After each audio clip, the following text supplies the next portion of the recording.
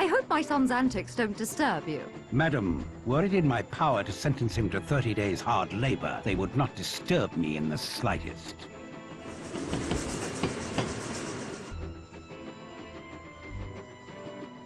Smashing day for it. On holiday? No.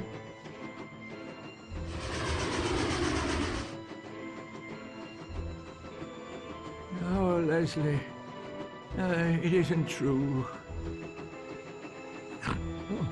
Oh, beg pardon, ma'am. Miss. Yes, of course, yes. Have to be, wouldn't it?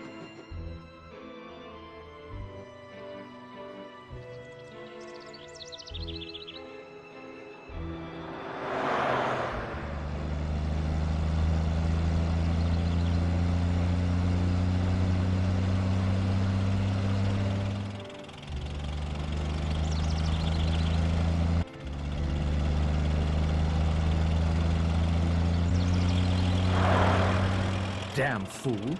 I suppose I'll be expected to tend to his wounds after he piles up, if I don't fear that.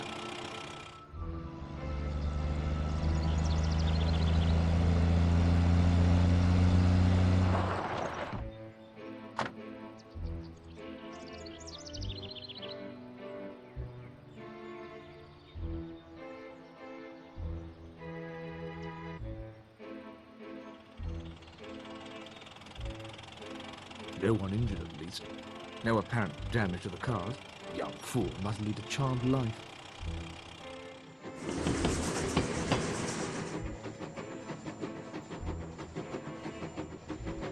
That's a lot. My money's on the servants. The servant's usually always the guilty one in the end.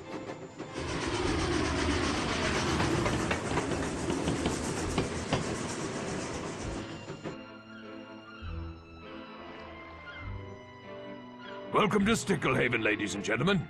I'm Davis, the harbour master.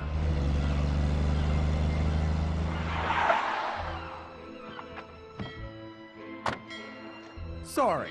Waiting for me. That's everyone then. The other bags are already on board the boat there.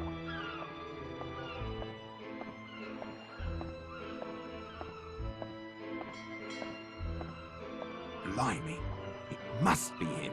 In the flesh. All set, Narracot? Ready, sir. Right. I'll leave it to you then. Sea's calm. Should be a pleasant crossing. If you leave now, there's a squall coming. I can smell it.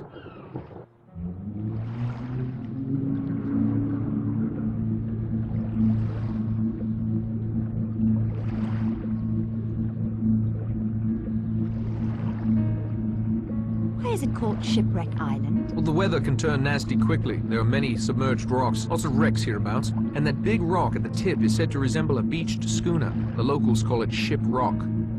You're not from around these parts, then, Mr. Narracot? No, sir, I'm not.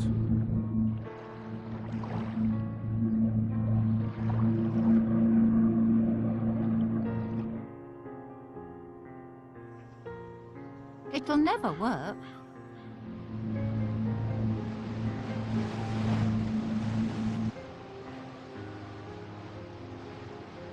If you would be so good as to follow that path up to the house, my wife will show you to your rooms. I expect you'd all like to freshen up after your journey. Where's Fred? Under the weather. I took his place. You'd be the brother then. I see the resemblance. Will you help me with the bags? Yes. I've been hoping to get a look at the house.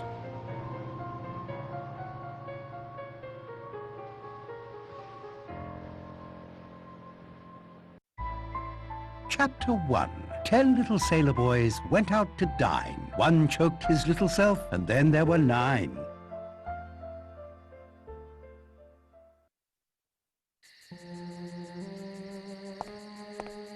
Thank you for your assistance, Mr. Narracot. Everything and everyone nicely in place. I must say I don't much like these clouds. I expect you should be heading back without delay. Now it begins. Don't worry, Fred. I won't let you down. Just a drizzle. It's going to get much worse.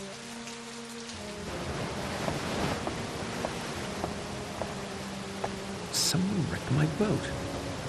Fred won't be too happy about this. Scuttled. I wonder who would have done such a thing. Narracott, you gave me quite a turn. Taking a stroll, Mr. Marston. Just a short constitutional before dressing for dinner. That storm's closing in. This drizzle's about to turn ugly. Yes, looks beastly. What's that you're carrying? This? Just some paper and string I found on the beach. Roger seems like a tartar for order and cleanliness. Thought I'd help out. Terribly nice of you. Well, I'm heading to the house. If I were you, I'd do the same. Won't do to get caught out here when the brunt of this storm hits. I'll be along directly, Mr. Marston. Yes, yes, of course, old boy. Whatever you say. That was rather odd behavior. I should return to the house. Without my boat, I'm as trapped here as any of the guests. Surely an upstanding chap like Rogers wouldn't turn me out. Mr. Narracott, why are you still on the island? Someone scuttled my boat. Scuttled? Wrecked, you mean? But who on earth would do such a thing? I intend to find out. But that means, who will come for us on Monday? Unless this storm lets up, no one. Dear me, dear me. Come in, come in. You'll catch your death out here. I must help my wife prepare dinner. I'll have her fix you up something in the kitchen. Thank you. Where he's going to sleep, I'll never know. Ethel won't like this one bit.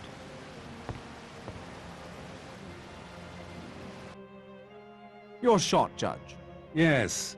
You haven't left me much, I confess. I knew judges listened to confessions. I never knew they made them as well. Oh, some judges may have cause. Some doctors as well, I expect. May I ask you a question? This is not a time for idle chatter. May I interrupt for a moment? I take it you don't play snooker, Mr. Narracott. Otherwise you'd know you should be as still as Lot's wife. I can't talk and play, Mr. Narracott. Right now, I prefer to play. Once a bent copper, always a bent copper. Right, Fred? You're talking through your hat. You were the Purcell gang's inside man on the force, not my brother. Your brother? Don't try to kid me, Fred. There's still a handsome reward out for you. Fred is my brother. I'm Patrick Fane. No reason for me to believe you that I can see. There's still a big reward out for Fred Fane. You scuttled my boat to trap me here. You recognized me, too. I saw it in your eyes. Only because Davis showed Fred the passenger list yesterday. I came in my brother's place. We didn't think you might mistake me for him. Fred is 8 years older than me. Look closely, Blore. You do look young, I noticed that. Thought it must be the sea air. You were taking the Purcells' bribes for years. After the Landor case, people began to ask questions. The Purcells needed what the Yank detective novels call a fall guy. My brother was framed. You were in the clear. Your whole story sounds like a detective novel. I've never stopped trying to clear Fred's name and put you in Dartmoor prison where you belong. Thanks to your greed, I may now have that chance. Maybe you're Patrick, maybe you're Fred. I don't know, and I don't much care. You're either a criminal, or you've been harboring one all these years. I wonder what my fellow guests will think of that. Go on, Mr. Narracott. Hop it. I need to prepare for dinner. Narracott? I thought you'd be long gone by now. That storm's getting pretty fierce. Somebody scuttled my boat. I saw Blore watching you like a hawk eyes its dinner. Could it have been him? Possibly. Any idea why? I'd rather not say. Suit yourself. I'd better get ready for dinner. Oh, Mr. Narracott, I thought that you'd left us. Someone scuttled my boat. Oh, but that's dreadful. Surely the harbour master will send another boat when you're missed. Not in this storm, I'm afraid. And even then, it won't be reported. Why ever not? My brother. He knew I might not be immediately back. I'm terribly sorry for your trouble. The Owens should be arriving shortly. I'm sure you can get a ride back in that boat. If you'll excuse me, I must get ready for dinner. Yes? Oh, Mr. Narracott, I had a question for you. Have you heard anything in Sticklehaven about this house being set up as a guest house? No, Miss Brent. No, Mrs. Rogers hasn't either. And who are the Owens? I haven't met them yet. Would it surprise you to learn neither have Mr. and Mrs. Rogers? It's odd. Very odd. If you'll excuse me, Mr. Narracott, I must make dinner preparations. My wife is indisposed, not receiving visitors today. Your wife, sir? What? Your wife? My wife, yes. Leslie. I'm sorry, my boy. I was wool gathering, miles away. My apologies. Must dress for dinner now. Send my orderly to me, if you will. No, that's not right. What was I thinking? I must get ready for dinner now. It'll never work, I tell you. We should never have agreed. A house party only a week after we arrive? And no other help? Ethel, calm yourself. You promised me. Never again, you said. How was I to know? Oh, Mr. Narracott. Ethel will be preparing you a meal in here once the guests are served.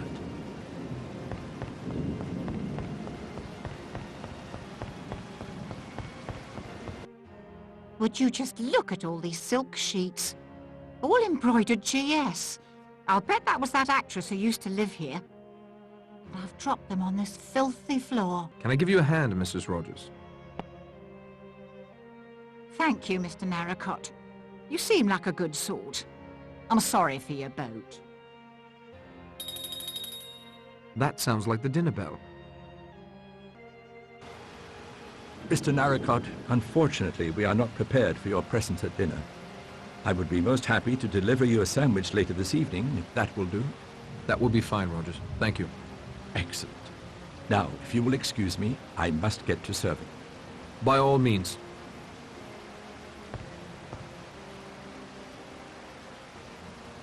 I can hear them all in the dining room chattering. I can't quite make out what they're saying. This might be a good time to explore the house more thoroughly. Aha! With my ear against the door, the conversation becomes quite clear.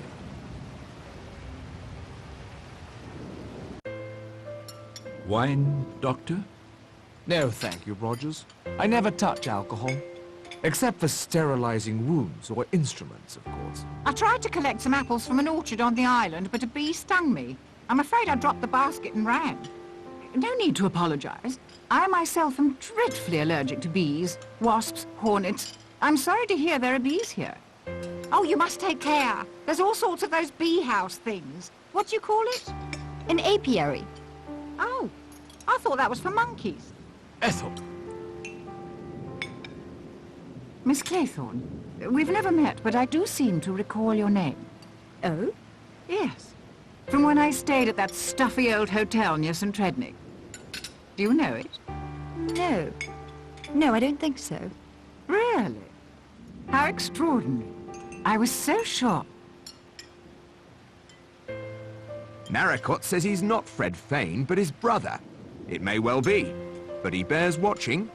Seems like such a nice man. They said the same thing about Stevenson, the child murderer. I confess I've never met our host, Mr. Owen. What kind of a man is he? Rogers? We haven't seen the Owens either, sir. We were only engaged a week ago by letter, and asked to make the house ready. So no one has actually met the Owens. How extraordinary. I, for one, will have some sharp questions for the Owens when they do arrive. Did anyone else see the poem over the fireplace? 10 Little Sailor Boys. Yes, I saw it. And here before us as the centerpiece of our table are the 10 little sailor boys themselves, all looking correct and polished. I like a neat and tidy house, Your Honor. Robson, the man who built this house, was a sailor.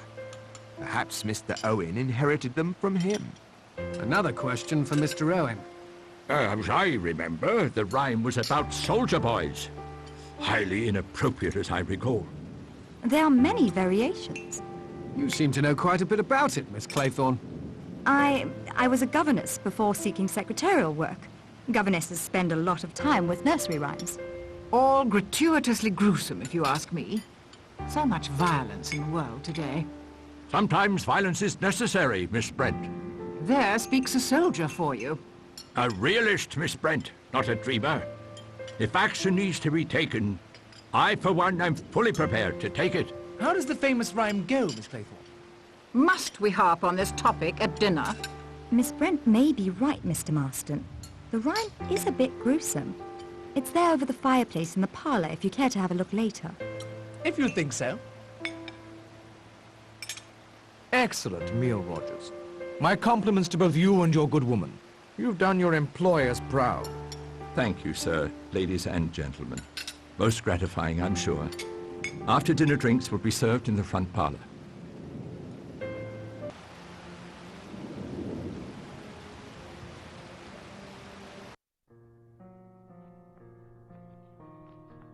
Ladies and gentlemen, silence please. This is your host, UN Owen. You are charged with the following indictments. Edward George Armstrong, that you did upon the 14th day of March 1925 cause the death of Louisa Mary Cleese. Emily Caroline Brent, that upon the 5th of November 1931 you were responsible for the death of Beatrice Taylor. William Henry Blore, that you brought about the death of James Stephen Landor on October 10th, 1928.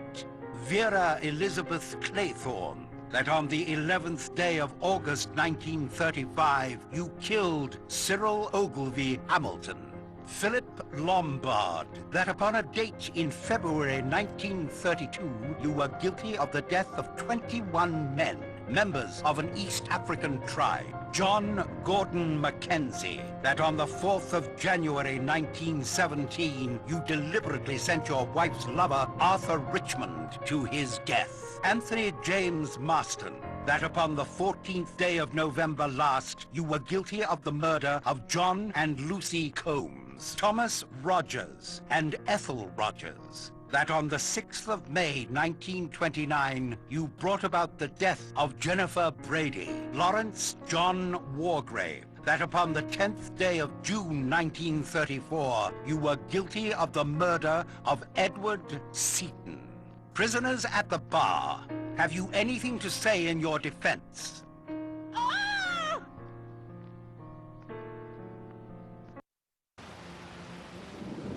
Doctor,